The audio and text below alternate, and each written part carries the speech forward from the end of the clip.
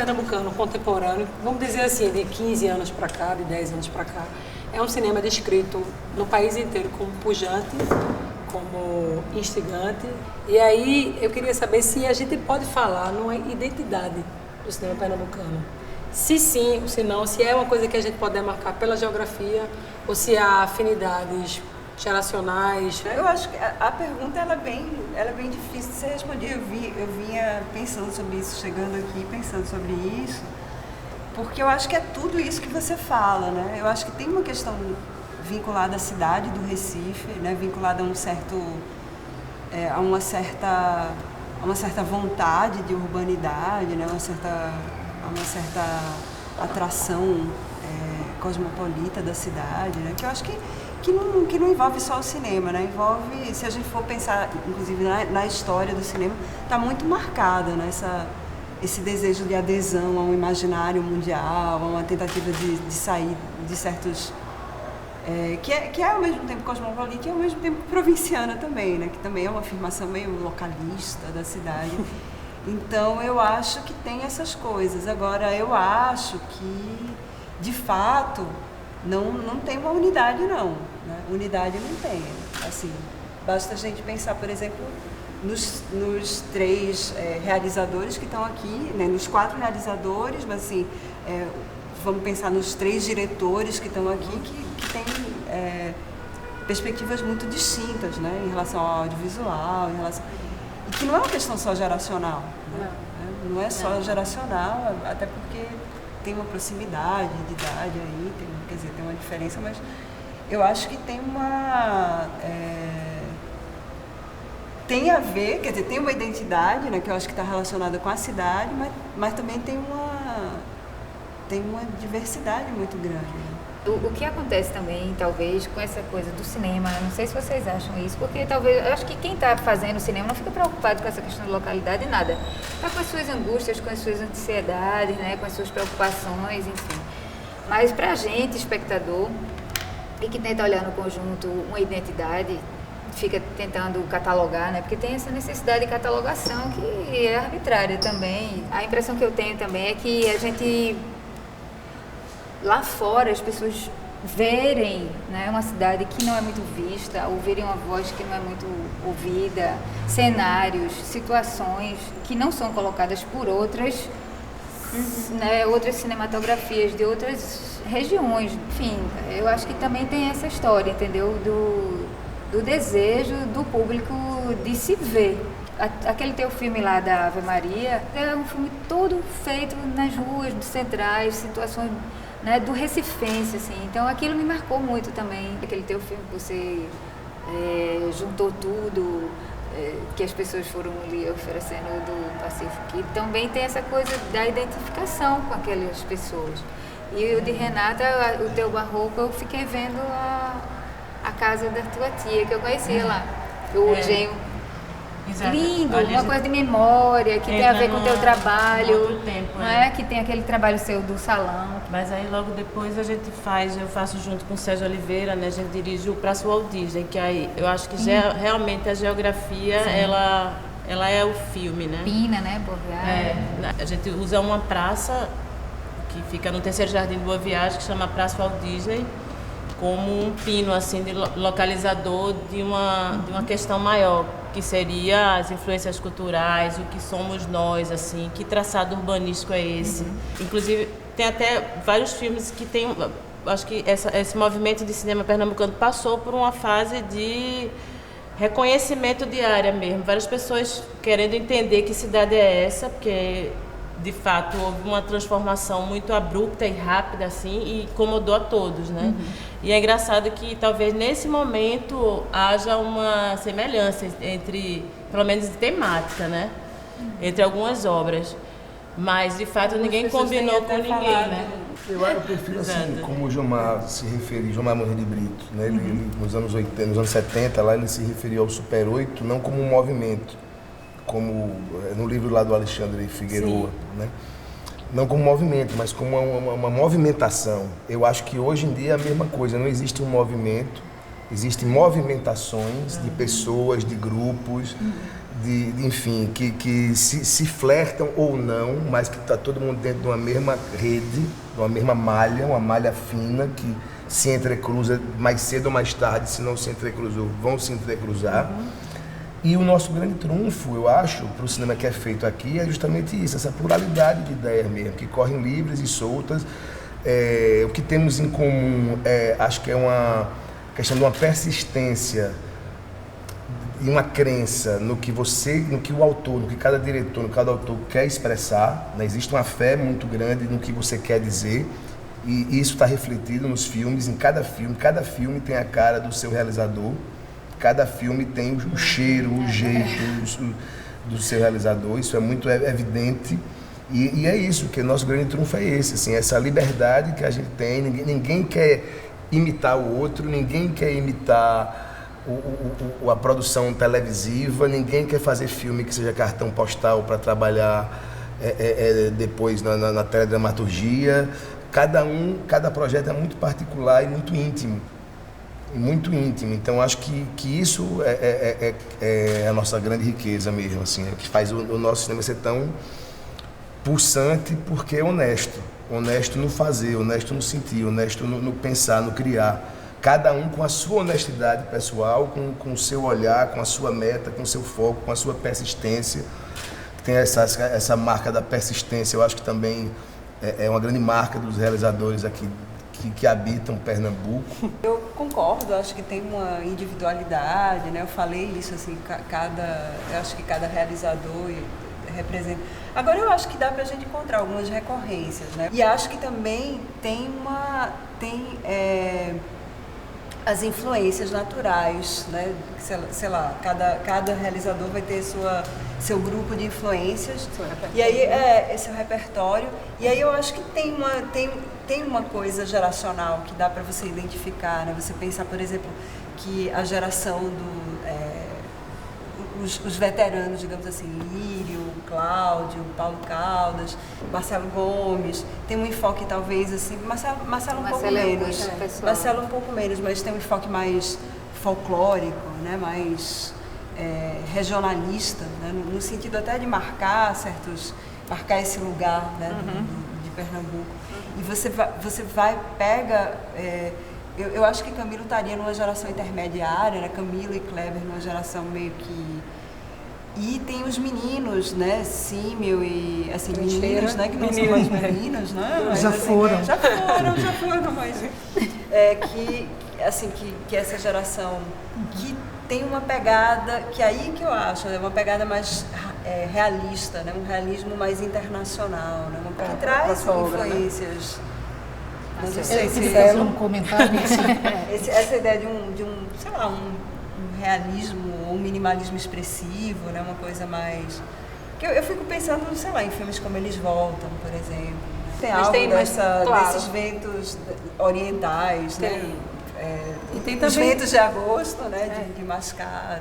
Deixa eu fazer um comentário, assim, juntando de vocês dois. Eu acho que eu me aproximo, o que eu acho se aproxima muito de Camilo, porque eu reconheço, assim, o tempo inteiro, sempre falei isso, que não é um movimento, mas eu acho que tem identificações, porque todos esses são filmes autorais, né?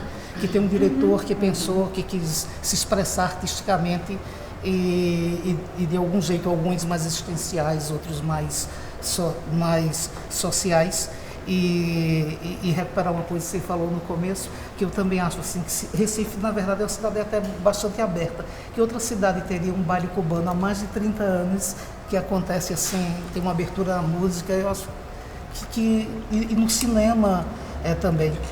Nos primeiros festivais que eu comecei a acompanhar, quando os filmes aqui eram, nos primeiros meses, os filmes eram premiados, às vezes eu comentava, inclusive com Hilton Lacerda, se a gente às vezes parecia ser uma terceira via, existia uma disputa entre dois centros, aí aparecia Pernambuco, só que depois isso se consolidou assim como uma força que já era de igual para igual. Então, eu acho que esse é um cinema brasileiro, assim, claramente, que a gente faz, sabe? O filme era uma tour de force que reunia toda a cidade, todo era um negócio que... O baile perfumado, né? Foi um negócio... Sim, porque a uma gente coisa antes era épica, usado, né? Desbravadores, assim, Naquele momento você não tinha uma coisa que a gente tem hoje que possibilita a todos os cineastas ter planejamento, que é também assim um calendário, assim, todo ano tem um Fucultura, existe o fundo setorial, existe... Então, assim, se levava um tempo muito grande, né? Você gastava a maior parte do dinheiro com fretes para trazer equipamentos e os profissionais que podiam operar. E você não sabia quando você poderia finalizar, o quanto tempo duraria aquela empreitada. Hoje em dia cronograma é não possível existia. você filmar e finalizar o filme todo aqui sem sair de Recife. Então, Tecnicamente, é você possível. que, já que ele está tentando descobrir o que é esse movimento, cinema pernambucano, eu acho que tem muito a ver com fazer filmes baratos. Porque o que é que acontece? Quando você tem um projeto muito grande, muito dispendioso, de uma certa forma ele vai ter que se enquadrar num certo padrão para que os possíveis fornecedores dessa verba, que seriam empresas, né, sei lá, grandes grupos de comunicação, não sei o quê, achem que aquilo ali é interessante e coloquem dinheiro. Então, assim, dinheiro é uma coisa difícil. Eu acho que o fato de a gente não precisar se enquadrar num gosto assim mais empresarial, vamos dizer, nos dá muita liberdade. Talvez seja isso. A fórmula seria fazer com pouco, porque, enfim, a gente vê os orçamentos. Outro dia eu vi uma lista dos 10 filmes mais caros e fiquei impressionado do Brasil. São filmes de 9 milhões, 9,7 milhões. Eu digo, meu Deus do céu, dá pra fazer um filme de 2 horas com esse dinheiro, assim, tipo... Quanto custou o Amor Plástico da 600 mil pra filmar, vamos dizer, 1 milhão pra terminar toda a fase, E agora eu acho que 1.200.000 com o lançamento. Não, mas eu queria um pouco mais. Assim, não, eu sei. Muito difícil, porque é um elenco grande, é um filme que era praticamente um musical.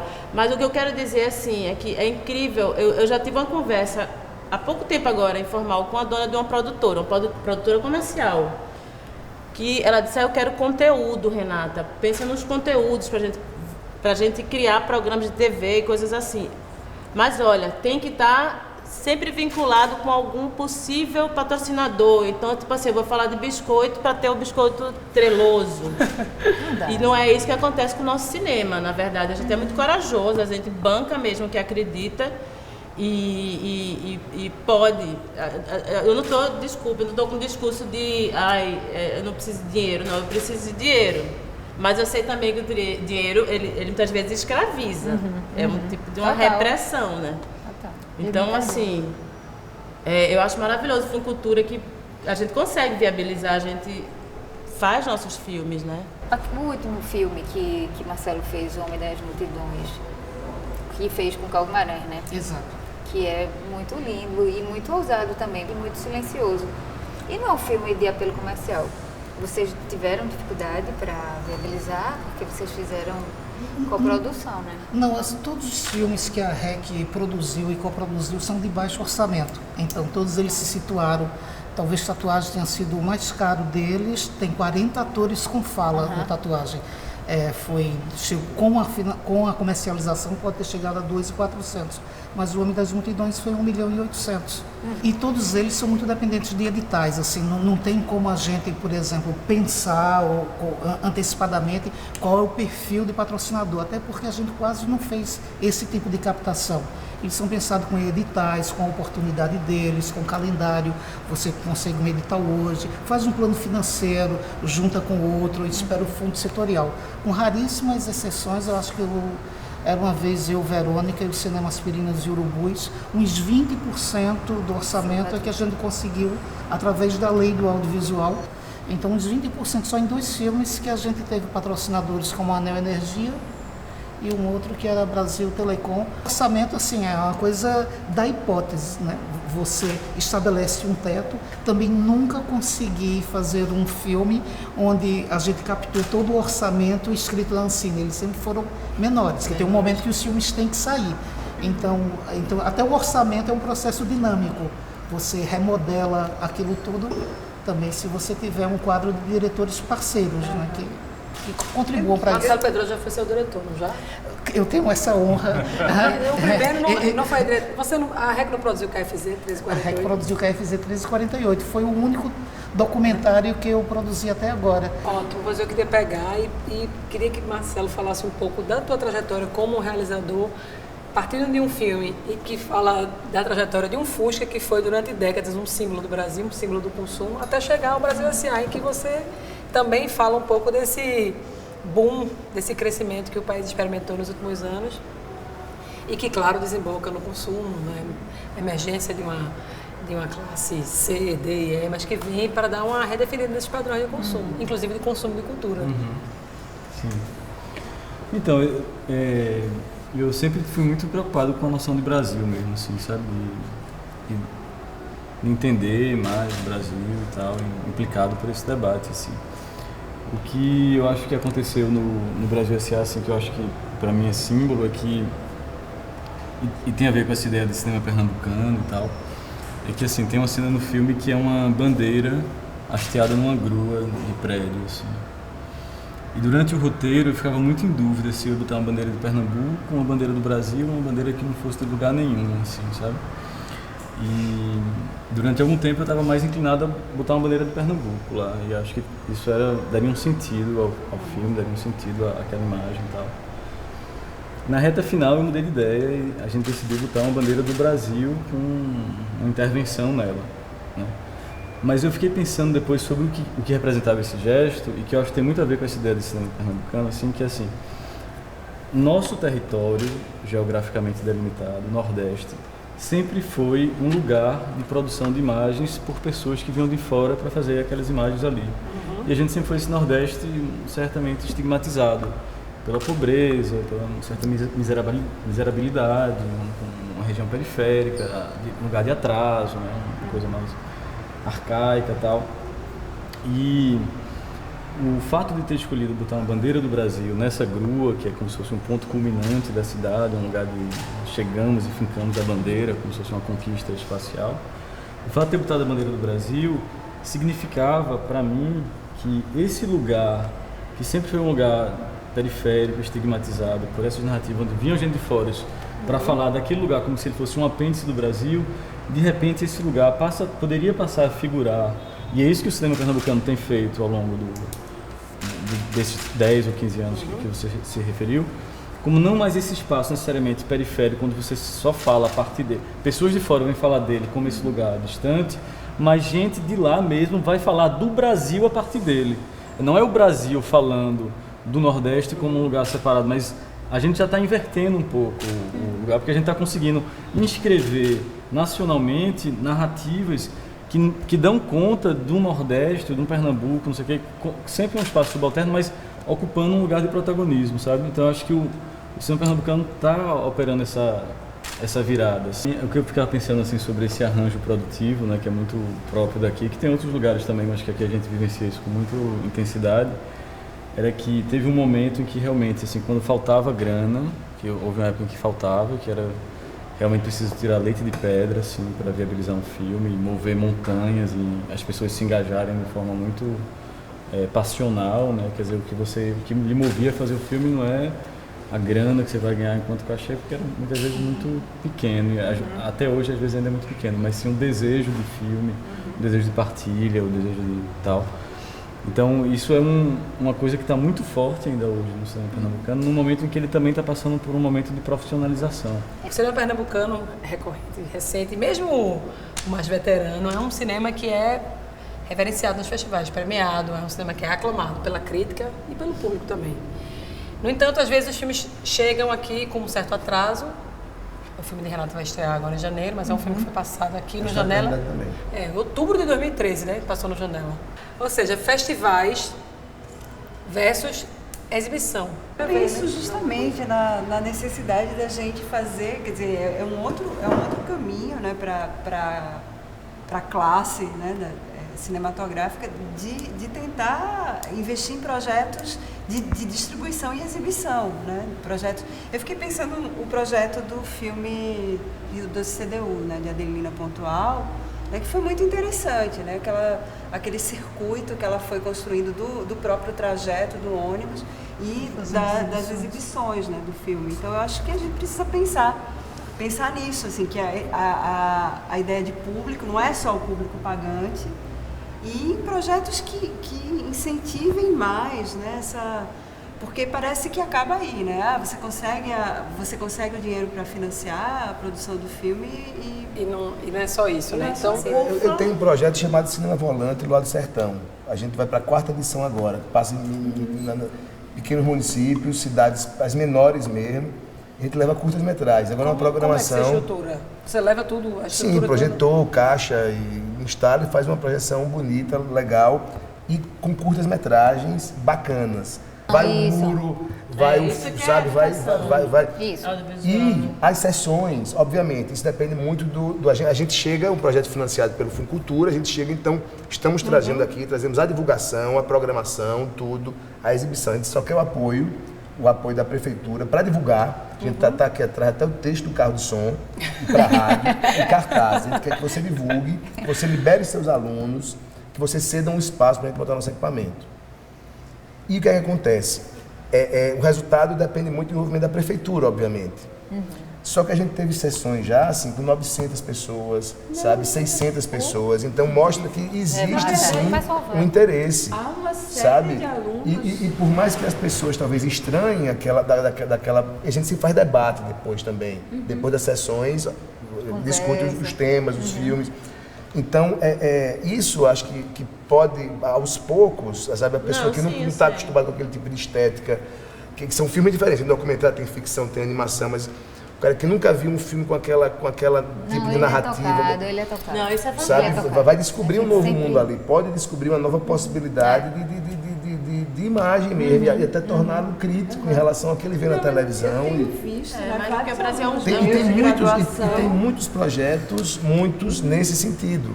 Muitos projetos nesse sentido, circulando os interiores, por aí. Eu acho também que a gente tem que investir mais numa educação audiovisual, né, que valorize também o cinema brasileiro, né, que valorize o cinema não só brasileiro, latino-americano, etc. Mas eu acho que a gente precisa, né? Quer dizer, uma das coisas que eu acho que falta até nessa cadeia produtiva, né, é esse momento de como divulgar esses filmes, que aí, claro, que é uma briga muito feia, né? Uma briga muito difícil com publicidade, com os distribuidores. Por exemplo, projetos de tornar, não sei, de ter uma disciplina sobre audiovisual, uma disciplina que envolva o cinema brasileiro. Assim, a gente pode colaborar para essas mudanças, mas tem coisas que realmente tem que vir de cima, talvez seja mudança mesmo que venha do governo. O que eu quero dizer é o seguinte, que também reflete o que somos como brasileiros, que tipo de sociedade a gente é, porque a gente vive num capitalismo selvagem no Brasil, é coisa assim que não se vê tão facilmente. Então essa coisa do consumo e dessa segregação cada vez mais forte entre as classes sociais, isso reflete também. Então a gente perde um público que é potencial, mas assim, eu acho que até se intimida de ir num shopping. Caro demais. É caro, é um lugar... Não, né? vai pro... Tem uma ideia muito boa que o meu produtor estava conversando, que era o seguinte, era fazer cinemas universitários. Porque o universitário é o público, digamos assim, que vai ver o cinema brasileiro, vai ver o cinema latino-americano. Mas cinemas baratos, cinemas universitários a preço acessível, a R$2, a R$4 a entrada. Dentro das universidades? Dentro das universidades. O próprio Cineclube mesmo, que ganharam uma força de uns anos para cá, que estão aí com uma força total. O Cineclube, praticamente todas... As regiões do país têm cineclubes, é uma forma muito interessante para difundir os filmes mesmo, né? Acho que não existe... Existe um problema, o público do cinema, o cinema de hoje é o cinema de shopping, a maior parte das salas está no shopping center, e esse público realmente que vai para o shopping center, ele vai ver televisão no cinema. Exato. E isso está refletido, basta olhar as bilheterias dos filmes nacionais e dos internacionais também, basta olhar para ver quem está dando bilheteria, isso é televisão no cinema. É muito feia, né? Então, eu acho que a gente já resolveu o problema, resolveu assim, né? Mas em termos de produção a gente já está contemplado, né? Assim, acho que as políticas que foram desenvolvidas nos últimos 10 anos para viabilizar a produção, por mais que ainda não é, a gente já consegue fazer os filmes, né? De fato, a grande questão é como a gente vai conseguir se unir da mesma forma que a gente se uniu para pressionar pela produção, como a gente consegue se unir agora em torno de um projeto que viabilize essa distribuição, né? Já existe, eu acho que a história da escola é sensacional, assim. Existem algumas iniciativas, assim, por exemplo, Cristóvão Buarque tem um projeto aprovado já, que institui a obrigatoriedade de passar filmes brasileiros nas escolas. Como Uma vez por mês, ou uma vez a cada 15 dias, não sei exatamente, mas os filmes têm que ser exibidos. E isso eu acho que é uma coisa assim, que é um debate muito amplo, porque primeiro que a gente tem que ter cuidado para não transformar o cinema no que são os livros, né? Quer dizer, que é uma coisa que você é obrigado a ler. o né? livro para que ver Mas Maria. sabe o que é? Isso que por ver. exemplo, fez com que muitos pernambucanos lessem Raimundo de Carneiro, Claro. João Cabral de Melo Verdade. Neto, Gilvan Lemos. Gilvan eu acho Lemos, que tem Ariano que- Suassuna. 7, Porque 8 você anos tem na que- escola. Eu não falo só de filme e de literatura, não. Acho que a pedagogia tem que levar em conta o prazer. Isso não é só Claro, muito claro Se que a sim. pedagogia empurrar e Claro. obrigar e Até porque não. tem que ter nunca mais na inteligência vida. nessas escolhas. Mas eu acho que o mais legal era que a gente tivesse, mais do que uma disciplina, um filme que você tem que ler, que a gente tivesse cineclubes operantes em todas as escolas.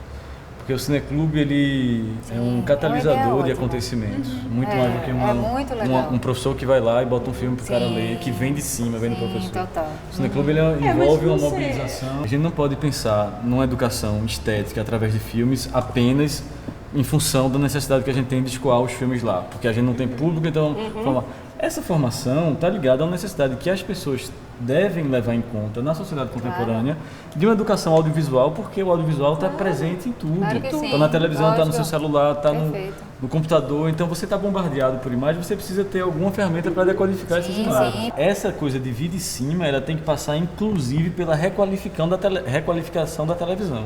Enquanto a Rede Globo continuar Sendo sabe? hegemônica, né? Enquanto a referência de dramaturgia do povo brasileiro for a telenovela, ele vai continuar querendo ir para o cinema assistir telenovela. Exato. Se ele não tiver acesso a uma referência ou Zorra Total, se ele não tiver Mais frequente. uma possibilidade de fruir uma dimensão estética diferente daquilo, velho, ele só vai, claro, ele é educado a gostar daquilo. Eu acho que a próxima batalha assim, muito necessária da gente, dos cineastas, dos produtores de conteúdo para televisão, é do conteúdo qualificado, que foi uma conquista para a TV aberta, agora para a TV por assinatura, que agora seja direcionada à TV aberta. Que no caso da Globo, ela transmite e ela produz tudo que ela quer, Exato. tem E é o controle total mesmo sobre o programação há conteúdo. 30 Eu acho que a gente também tem uma responsabilidade muito grande, né? Em ser cineasta, assim, enfim, em construir uma visão do mundo, em ter um discurso. No meu caso, assim, claro, eu quero ser o mais humanista que eu puder, desfazendo preconceitos, tentando com que meu país, a minha sociedade melhore. E a gente sabe que uma vez um filme pode transformar a vida de uma pessoa, isso é verdade. Quer dizer, como você está falando, o audiovisual é uma arma muito poderosa, sabe? Então, vamos atirar. Mas o teu filme já joga luz num universo que talvez aqui para Pernambuco não seja, mas para o Brasil ainda seja um universo ainda muito a ser descoberto, né? Que é o universo do brega, né? Eu acho, completamente. Mas é interessante porque, de qualquer São forma, os assim, dramas ali- algumas pessoas nem conhecem o que é. Outras veem com preconceito, porque, enfim, Pois é é. uma arte, é uma expressão que vem muito, assim, do povo, né? De um povo que começou a se expressar e de uma forma muito pop, através de redes sociais, essa coisa toda. Agora também depois do boom econômico que o Brasil passou. Mas é interessante também porque a questão da representação da mulher no cinema ainda, para mim, é uma coisa muito importante. Assim, ainda temos muito que fazer. E tirando esses dois personagens no universo do brega, porque eu acho que o filme é muito mais do que isso, é simplesmente uma imersão nesse mundo, a gente está também rompendo com diversos preconceitos e machismo. E também está, de uma certa forma, desmistificando o que é a mulher contemporânea, que ela, assim, ela é sensual, ela sabe da arma dela, do poder de fogo dela com a sedução, enfim, o corpo é dela, ela faz o que quiser, mas não é mais uma posição de vítima, tá entendendo? Nada, mas só um parênteses sobre uma coisa que tu falou no começo, assim, que me chama também a atenção, assim, quando a gente começa a refletir sobre o cinema pernambucano. Eu acho que a gente observa as questões, sei lá, estéticas, as singularidades, a diversidade e tal, Mas acho que tem uma coisa que é comum, assim, que une até as gerações, que é uma origem da classe média. Os realizadores todos vêm da classe média. São pessoas com nível universitário, assim, né? Pessoas, esse lugar, estou tentando especificar qual é o nosso lugar. E por último, assim, é majoritariamente formado por homens, né? E você é mulher, está lá, coloca o feminino em pauta, assim. Eu queria dizer que não é só do cinema pernambucano, cinema brasileiro, né, Marcelo? É uma questão que diz respeito ao cinema brasileiro, né? Essa origem de classe média. Eu fiquei lembrando de um texto de Paulo Emílio Salles Gomes, né, que é da década de 70, né, aquele cinema, trajetória no seu desenvolvimento. Ele ainda é muito preciso, né, com relação a essa ideia, né, de falar que é um cinema que é feito cinema de classe média. É sobre o povo, mas olhada da classe média, não vem do povo. Com relação a essa história de classe, é que você vê, na verdade, que as pessoas que produzem maciçamente cultura no Brasil são oriundas da classe média. Isso tem a ver com... Isso diz alguma coisa, porque, por exemplo, se você vê o próprio jornalismo, quem faz jornalismo, quem faz cinema, quem faz literatura? A música nem tanto, talvez não. Talvez mais democrática. Talvez não, a música talvez não, mas você pode ver. Que também é uma coisa tradicional, né, da própria história da música. Eu acho que tem mudado um pouco, tem mudado um pouco, porque as pessoas estão conseguindo chegar à universidade e tal, estão conseguindo chegar à produção. Eu fiquei pensando o seguinte, que além de se perguntar sobre a natureza do cinema pernambucano, a gente deve se perguntar por que a gente insiste tanto na ideia de se perguntar sobre o cinema pernambucano. E eu acho que aí tem uma coisa que é toda uma tradição discursiva de construção simbólica de Pernambuco, do Nordeste, desse lugar tal, que a gente precisa reiterar e afirmar. E isso acabou, chegou no cinema pernambucano também, naturalmente, porque a gente vem daqui. Né? Tu achas que tem a ver com a nossa megalomania, então? Não é megalomania, é o contrário, é o complexo de uma certa síndrome de marginalidade, Fundo não é não, tu não Mas acha se não? tivesse a ver com essa marginalidade, talvez tenha a ver com outra coisa. A gente também tem uma tradição de uma oralidade, assim, do repente, dos poetas populares, de pessoas que se expressam muito, não? Acho que é outro tempo, a expressão se vai trocando. No século XX, né? Quer dizer, que foi uma vanguarda, começou aqui, junto com o Cataguases lá e tal. E Recife foi, durante muito tempo, a capital do Nordeste, né? Então, mais cosmopolita, todo mundo vinha pra cá, né? Ou, por exemplo, o Movimento Brega, que sai de Belém e vem todo pra cá, as bandas principais, assim. É a mesma coisa. Mas eu acho que é uma tensão entre essa aspiração cosmopolita, né? Como eu falava no início, né? E uma certa, não sei, um certo destino provinciano, né? Na verdade, eu acho que essa tensão entre esses dois polos é que eu acho que fazem essa obsessão com se definir ou definir essa diferença. Exato. Ou se afirmar, né? Como um indivíduo. Ou dizer assim, não, nós somos... Exato. Nós somos hype. Né? Somos... De certa forma, acho que sempre é uma negação também, né? Uma negação de que não é periferia, mesmo sendo, não é. Aí é uma certa forma de se valorizar, se distanciar, se diferenciar, se destacar. Por isso que eu falei assim, que, de certo modo, pode não ser tão produtivo ficar falando nisso. Né? Porque eu acho, inclusive, que o próprio fato de haver um boom, né, nacional com relação ao cinema pernambucano, sobretudo no que diz respeito a festivais e a crítica, eu acho que isso, na verdade, traz uma responsabilidade muito maior para vocês, realizadores, quer dizer, para nós também, né? Porque a discussão, toda a polêmica que surgiu em relação ao curso de cinema, né, em outubro, ela diz respeito a isso, né? Ela diz respeito a uma maior responsabilidade, né, na formação de profissionais, né? Então, há uma cobrança maior, né? Vocês vão ser muito mais cobrados, né? Você também. Começa a se encaixotar as coisas, eu acho isso muito complicado. Acho que o que está acontecendo agora são pessoas fazendo filmes e com estrutura para fazê-los. Pessoas que pensam diferentes, que vivem na mesma cidade, sob a mesma luz, sob o mesmo sol, sobre os mesmos problemas, sobre sobre a mesma alegria também, que o pernambucano é um povo muito interessante, que é capaz de rir da sua própria tragédia, assim. São poucos povos que têm essa capacidade, de o mundo estar se acabando, sangue escorrendo, e as pessoas bebendo e rindo e greando. Acho que a definição que o Marcelo Gomes dá, que é um pernambucano que faz cinema, né?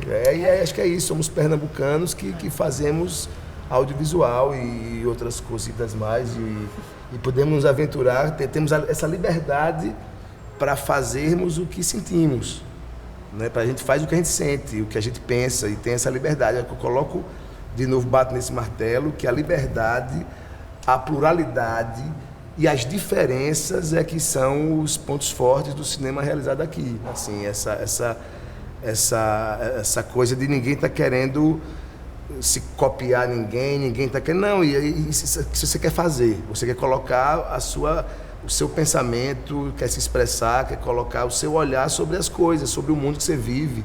E esse mundo é aqui, mas o seu pensamento tá aqui no momento, mas acho que o pensamento não se encaixota, o pensamento tá livre, ele voa. Daqui a pouco você pode estar fazendo um pernambucano que nasceu aqui, que está fazendo um filme no Irã, está fazendo um filme na Alemanha, está fazendo um filme no Quinto dos Infernos. É isso, acho que a liberdade é a coisa mais bonita que a gente pode ter para esse processo de criação artística. Mas sempre será. Tá certíssimo. Sabe? Agora veja que coisa linda acontece nessa mesa aqui. Tem 3 diretores, aí tem Renata com Amor, Plástico e Barulho, que está saindo dos festivais e vai ser lançado em janeiro.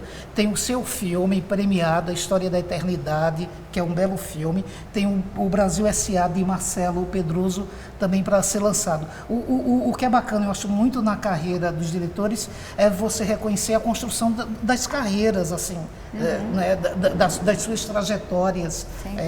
Somente nessa mesa tem 3 diretores com filmes para serem lançados e 3 filmes fortes, potentes, assim, muito diferentes entre si, e todos que propõem assim, reflexões, eu acho que são muito importantes para essa contemporaneidade da gente e também para o nosso modelo de produção. Por exemplo, a galera nova agora que está começando a fazer os filmes na faculdade ou não, Exatamente. Quer dizer, eles vão fazer que filme? Eles vão ter que fazer... na universidade e não quer fazer filme. E não quer fazer filme também, exatamente. Mas os que querem, eles vão ter que fazer filme de prédio para ter esse cinema pernambucano, saca?